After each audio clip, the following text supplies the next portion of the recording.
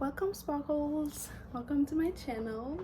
Today's video is going to be an introductory but not really an introductory videos, since we will be discussing our first case today, I guess. Yeah, so my channel is mainly going to focus on true crime stories. I will be posting videos every Thursdays. The official name of this channel, or like this series, is called True Crime Thursday. I have put so much thought into this channel. I've been wanting to open or start a YouTube channel since the beginning of the year, but today I decide it's gonna be the day where I push that recorded button and get stuck to a camera. I'm so excited. I hope you guys found this content very interesting, and also, of course, you do like my personality enough to want to watch or like subscribe to the channel, of course. So with that said ado, we will get started on our very first case. Are you guys ready? Okay, so we will be talking about Amarjeet Sada. I'm sorry, I'm pretty sure I'm going to be putting every single name or words in this video. Just bear with me, get through this together. So Amarjeet Sada was known as the world's youngest serial killer. Amarjeet Sada was born in 1998 in a small poor village in India called Bihar. His father was a hard-working man, of course, trying to provide for the family and trying to give him the best life as he possibly can.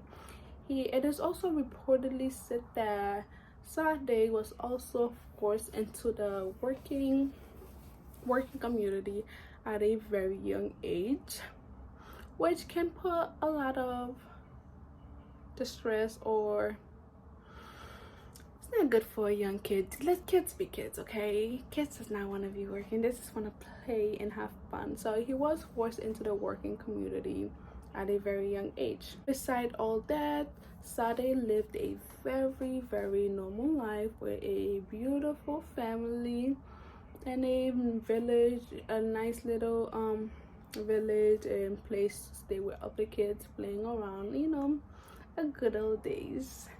It wasn't until 2006 when Sada started showing some odd, very violent act of behavior, which came into a surprise because nobody was expecting for him to behave like this, or to things like that.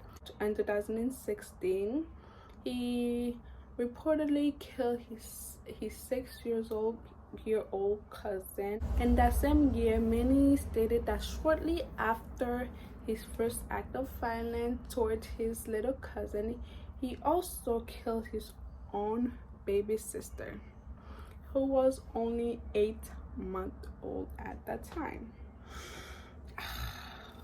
Oh my god, what is going on? So you're probably thinking, okay, it is time to call someone, drop him off at the nearest fire station.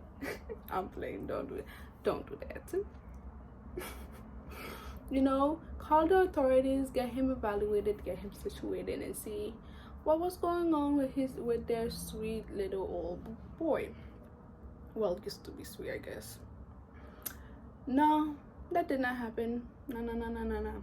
They decided that this is a family matter, and family matter will stay in the family, will be worked on between the family. This is just a family problem. Nothing, it's just a family matter. So they decided not to contact the authorities and kept this secret in the family.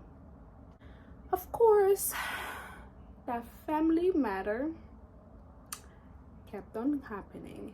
It wasn't until 2007 when Sada showed the third act of violence, which was towards a 6-month-old.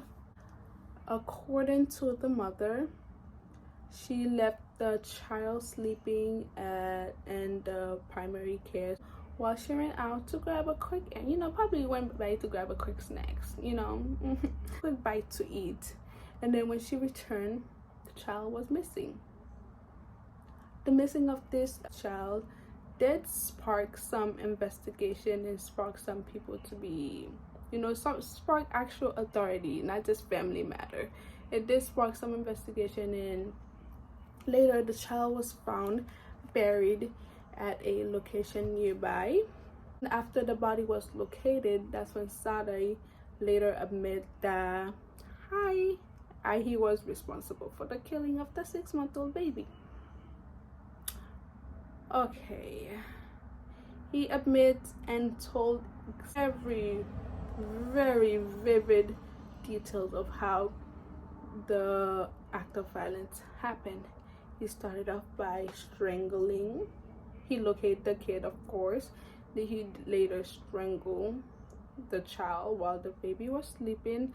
Not only that, he struck her head with a brick, which I'm guessing left her very unconscious, and then buried her at the nearby location that was located. Investigator did say that while he was describing the details of what he did, and there was no act of remorse. He was smiling, he was happy, he was cheerful. He even asked for a plate of food while he's like, oh yeah, I strangled her, I hit her head with a brick, and then I buried her. He even asked for a plate of food because, yeah, no act of remorse at all. That's when psychologists wanted to, dig a little bit more, like make Sada behave the way he's behaving. Not only did he find joy and showed no emotion, it's like he did not have the sense of right or wrong. He then later admits that he was the one that was responsible for the killing of his cousin and the killing of his sister. Okay, and when the inspectors did investigate the body of his sister and his cousin, all 3 murders have been carried out in a very similar manner, which was the way that Sada vividly explained how he killed his third victim. Due to the severity of the crime, an evaluation was conducted. A much needed evaluation was conducted because nope, kept him away. Just did conclude that Sada had a joy or a satisfaction when it comes to injuring others, not just others, just kids, I guess. I don't know how about throughout his year of like growing up that biological switch flipped, but he did have a satisfaction or a thrill by murdering kids. And he also did not have a sense of right or wrong, which makes sense because the way he was explaining the story is like nothing actually ever happened. He was just playing with the kids, I guess. So despite all of the investigation, the fact that Sada was a serial killer, Indian law does not allow child to go to jail or to the sentence of life to death, and therefore he was admitted and sent to a living child home where there was very, very strict rules included in that child home facility. He was not allowed to have any whatsoever contact or play with any of the other kids. He was very much supervised, and he was also was being treated and taking his medication for his psychological issues as well. He will be staying there until he was 18 years old, so he had like a good amount of years to go. So I did try to look for more information age, because at the moment Sada is 24 years old, so I'm sure he's out of the child home facility. There are little to no information of what happened next or what's happening next. His case is very, very discreet. Even throughout his like reading his whole documentary, there was like very little information, of his background, besides the fact that he was forced into labor at a young age. Despite all that craziness, all that mess, we're gonna brighten the mood up a little bit, keep going on with our days, stay humble, stay positive. I will see you guys again next Thursday. Like I said, this channel is mainly on true crime stories. I will try to keep my videos below 20 minutes, just because documentaries can be a little long, and I don't know for you guys who has the time to watch a 3-episode documentary. Well, I guess I do, but I know you guys don't have the time, so that's why I am willing to do that for you guys, so you can go on with your days and listen to 3-episode long videos into 20 minutes. That is my whole point of my videos, just so you guys can be a little bit more aware of what's going on, what's around with you guys, because I know it's hard to sit down and watch a whole documentary, so I got it.